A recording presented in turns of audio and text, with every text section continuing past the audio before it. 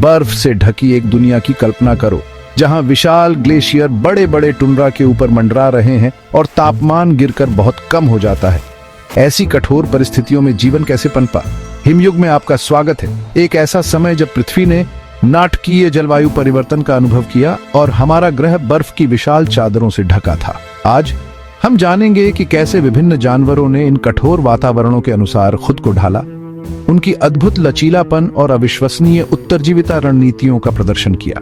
हमारे साथ जुड़ें, क्योंकि हम उन अनुकूलनों का पता लगाते हैं जिन्होंने जीवन को न केवल जीवित रहने दिया, बल्कि हिमयुग के दौरान फलने फूलने दिया।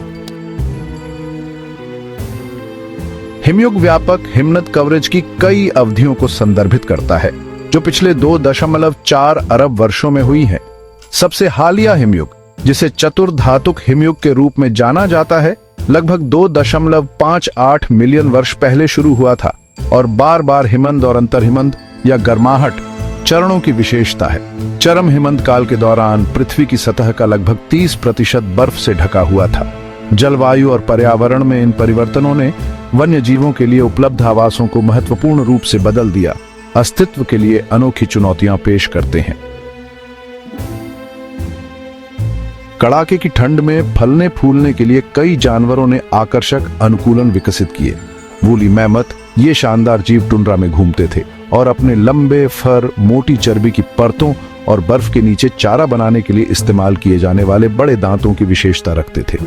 आनुवंशिक विश्लेषण से पता चलता है कि उनके पास ऐसे अनुकूलन थे जो उन्हें अत्यधिक ठंड का सामना करने में सक्षम बनाते थे, जिससे वे बर्फीले वातावरण में जीवन के लिए पूरी तरह उपयुक्त हो जाते थे।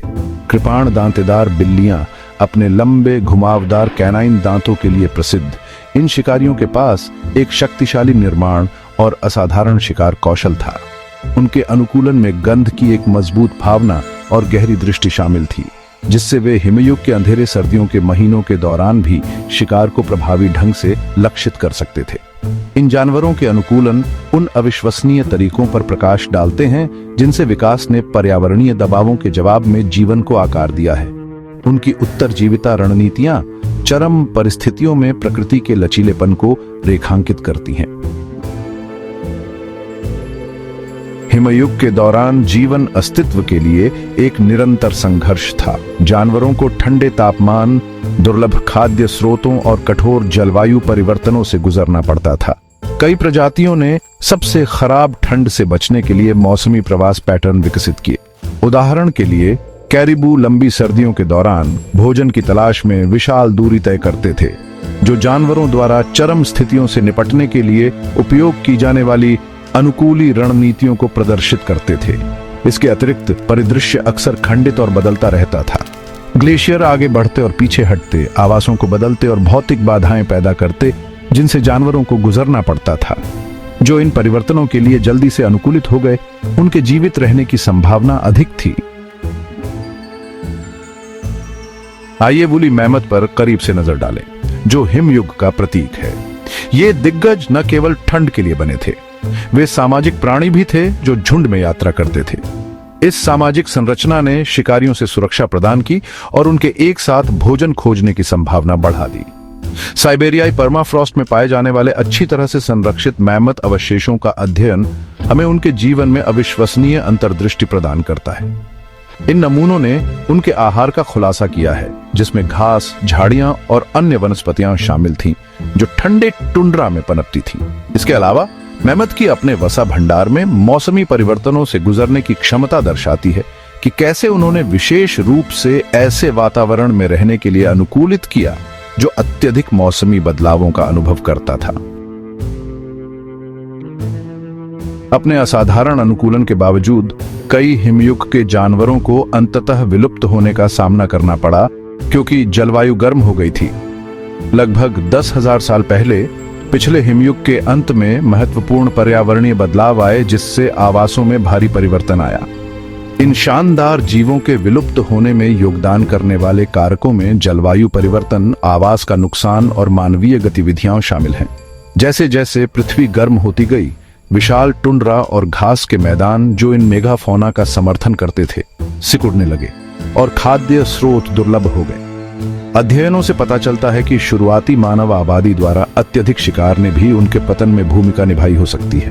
पर्यावरणीय तनाव और बढ़ती मानव आबादी का संयोजन वूली मैमथ, कृपाण दांतेदार बिल्ली और विशाल जमीनी स्लॉथ जैसी प्रजातियों के लिए विनाशकारी साबित हुआ। यह एक गंभीर अनुस्मारक है कि पारिस्थितिक तंत्र कितने नाजुक हो सकते हैं और तेजी से पर्यावरणीय परिवर्तनों का सामना करने पर प्रजातियां कितनी जल्दी गायब हो सकती हैं। हिमयुग के स्तनधारियों के विलुप्त होने ने विकासवादी इतिहास में एक महत्वपूर्ण मोड़ को चिह्नित किया।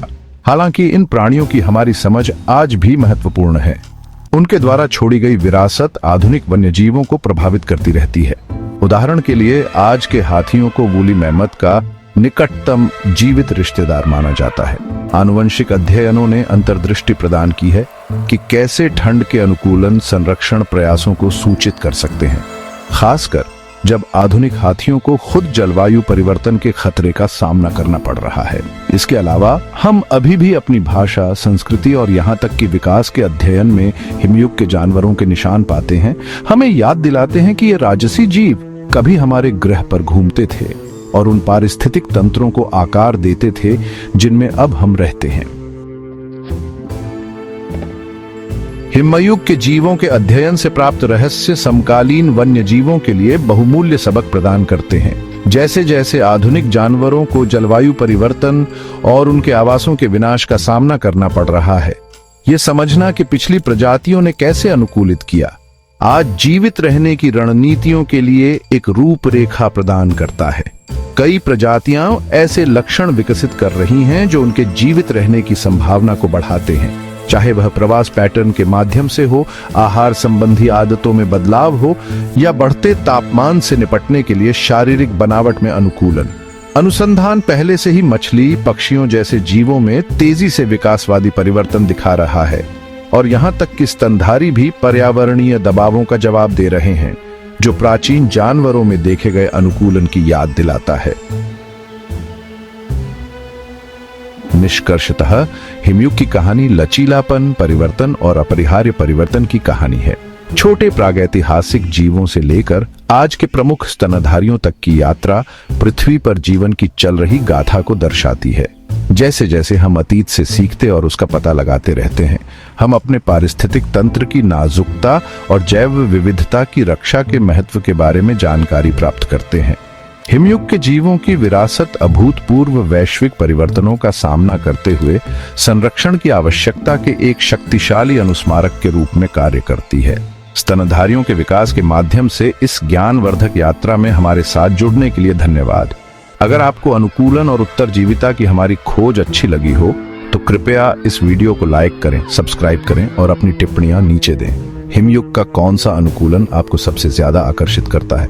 हमें आपके विचार सुनना अच्छा लगेगा।